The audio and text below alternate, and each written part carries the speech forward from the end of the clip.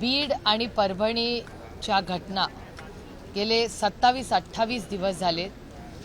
त्या दोन्ही घटनांचा महाराष्ट्रातून नाही आज देशातून त्याचा निषेध होताना आपल्याला दिसतोय। रोज काहीतरी वेगळी बातमी येते। एक गोष्ट आश्चर्याची वाटते की जो पकडला जातो तो पुण्यातच पकडला जातो, हे काहीतरी नवीनच खरं तर ऐकायला मिळतंय। आमची एवढीच अपेक्षा या सरकारकडून आहे की बीड आणि परभणी या दोन्ही घटना त्या कुटुंबांना न्याय मिळाला पाहिजे। मी गेले अनेक दिवस एक गोष्ट प्रकर्षाने म्हणते की एक गोष्ट चांगली वाटते ह्या गोष्टीमध्ये, म्हणजे एवढं वाईट घटनेमध्ये एकच छोटासा किरण आहे की तमाम महाराष्ट्रातला मीडिया, देशातला मीडिया आणि अनेक पक्षांचे लोक पक्ष किंवा विचारधारा वेगळी ठेवून माणुसकीच्या नात्याने आज या दोन्ही कुटुंबांसाठी लढतायत। ही एकच छोटीशी आशेची किरण आहे, कारण का दोन्ही घटना प्रचंड अस्वस्थ करणाऱ्या होत्या आणि त्याचा जाहीर निषेध कितीही केला तरी कमीच आहे। या सगळ्या प्रकरणामध्ये आता कसं कळणार, पण प्रत्येक अटक पुण्यातच कशी होते? सगळे येऊन त्या गुन्हेगारांना पुण्यातच कसे सोडतात? म्हणजे शाळेत सोडल्यासारखं झाले की सगळी आई आपली येते आणि मुलांना शाळेत सोडून जाते। तसं कोण कोण आहे ही शक्ती जी येऊन पुण्यात त्यांना सोडते आणि पुण्यात त्यांना अटक होते? हे म्हणजे अगदी महाराष्ट्राच्या संस्कृतीला न शोभणारी गोष्ट। नाही, पण या सगळ्या प्रकरणामध्ये वाल्मिक कराड जे आहेत ते 20-22 दिवस फरार होते आणि त्याच्यानंतर ते अटकेत आलेले आहेत, परंतु ते पुण्यातल्या रुबी हॉस्पिटलमध्येच ॲडमिट होते। अर्थात शहराच्या मध्यभागी असलेल्या या सगळ्या रुबी हॉस्पिटलमधल्या 6व्या मजल्यावरती ते ॲडमिट होते। तिथून त्यांना ताब्यात घेण्यात आलं पोलिसांकडनं। 20-25 दिवस पोलिसांना आरोपींना आरोपी जे आहेत ते पुण्यात बिनधास्तपणे फिरतात। नाही, याची इन्क्वायरी झाली पाहिजे। याचं उत्तर गृह खात्याला द्यावं लागेल, महाराष्ट्राला द्यावं लागेल, कारण एका विश्वासाची एवढं मोठं मॅन्डेट या सरकारला मिळाले हो, एवढं मोठं मॅन्डेट, एवढा विश्वास महाराष्ट्राच्या मायबाप जनतेने त्यांच्यावर टाकलेला आहे आणि अशा पद्धतीत गेले 27-28 दिवस रोज हेडलाईन एकच आहे। ह्या 9 तारखेला 1 महिना होईल त्या घटनेला।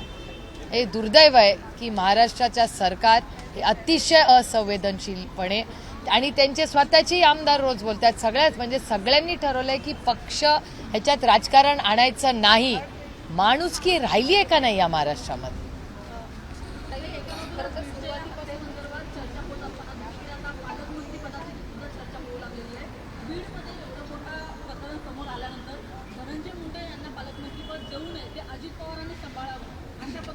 मी तुम्हाला खरं सांगू, पालकमंत्र्याचा रोल, पालक या शब्दाचा अर्थ काय?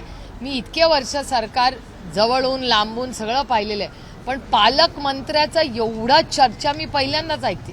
म्हणजे तिकिटासाठी, त्याच्यानंतर सत्तेत आल्यावर मंत्रीपद, नंतर डिपार्टमेंट, त्याच्यानंतर पालकमंत्रीपद। मग हे लोकांची सेवा करणार कधी हो?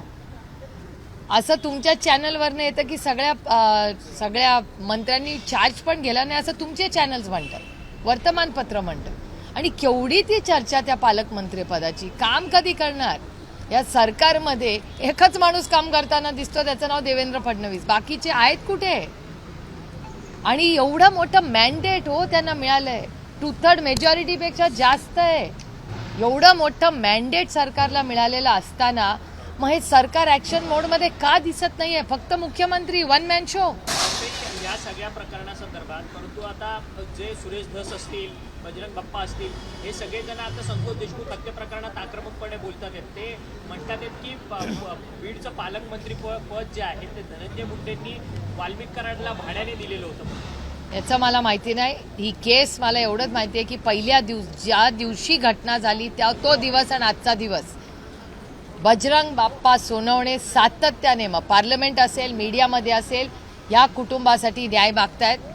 त्याच्यानंतर मी तुमच्या सगळ्याच चॅनलवर संदीप क्षीरसागर, रोहित पवार, ती नमिता मुंदडा, त्याच्यानंतर सुरेश धस आणि आता ते नरेंद्र पाटील, या सगळ्यांचे स्टेटमेंट्स मी बघते। मला एका गोष्टीचं समाधान आहे, जी घटना झाली ती अतिशय वाईट झाली, दुर्दैवी, म्हणजे अमानुष घटना, पण अशा वेळीच महाराष्ट्रातले राजकीय नेते ही माणुसकीच्या नात्याने एक आलेत। त्यामुळे एक आशेची किरण दिसते की कदाचित त्या कुटुंबाला न्याय मिळेल आणि त्या कुटुंबाला, मग परभणी आणि बीड या दोन्ही कुटुंबांना न्याय मिळाल्याशिवाय आम्ही कोणीही स्वस्थ बसणार नाही. माणुसकीच्या नात्याने मी पुन्हा पुन्हा सांगते की हा विषय अतिशय संवेदनशीलपणे हाताळला पाहिजे. त्या मुलीचे अश्रू बघाव, त्यांना ह्या सरकारला झोपच कशी येते हा प्रश्न मला वाटतो. त्या मुलीच्या डोळ्यातले अश्रू बघितले की अस्वस्थ व्हायला होतं. काय त्या कुटुंबाचं दुःख आहे हो. कोणीतरी त्यांना त्यांच्या बाबतीत या सरकारने काहीतरी ॲक्शन घ्यावी. ज्या पद्धतीने ती हत्या झाली आहे आणि परभणीची पण दोन्ही गोष्टींमध्ये न्याय द्यायची नैतिक जबाबदारी महाराष्ट्राच्या मुख्यमंत्र्यांची आहे. कारण का त्यांच्याशिवाय कुणाकडून आम्ही अपेक्षा करणार. रोज तेच आम्हाला फक्त टीव्हीवर दिसतात त्या सरकारमध्ये, बाकी कोणी दिसतच नाही.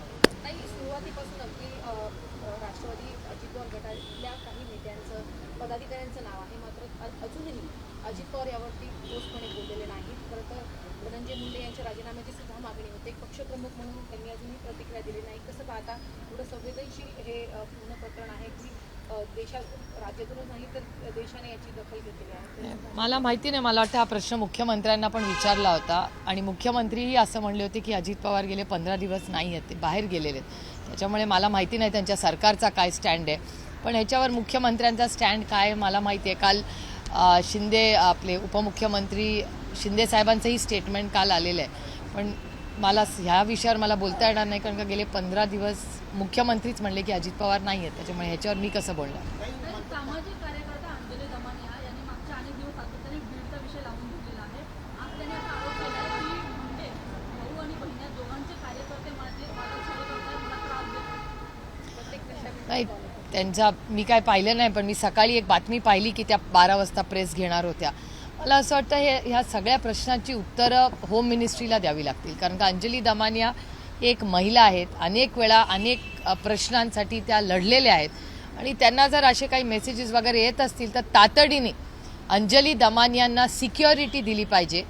आणि कुठल्याही नागरिकाची सुरक्षितता हे कुठल्याही राज्याचं नैतिकतेने जबाबदारी आहे आणि अंजली दमानियांना सिक्युरिटी ही तातडीने दिली पाहिजे. एक वेळ माझी काढून घ्या, पण अंजली दमानियांना द्यावी. कारण मला असं वाटतं की आत्ता त्यांनी जी प्रेस घेतली आहे ही चिंताजनक आहे.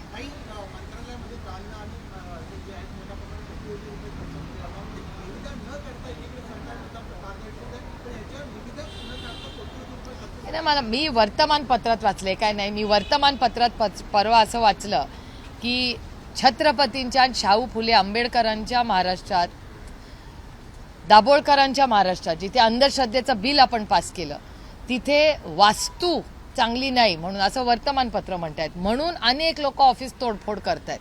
जे खरं आश्चर्याचा धक्का बसला मला. एक तर कोणी चार्ज नाही घेतला, त्याच्यानंतर कॅबिनेटला 100% हजेरी नसते. तुमच्या तर एका चॅनलवर म्हणजे मला आश्चर्यच वाटलं त्या दिवशी.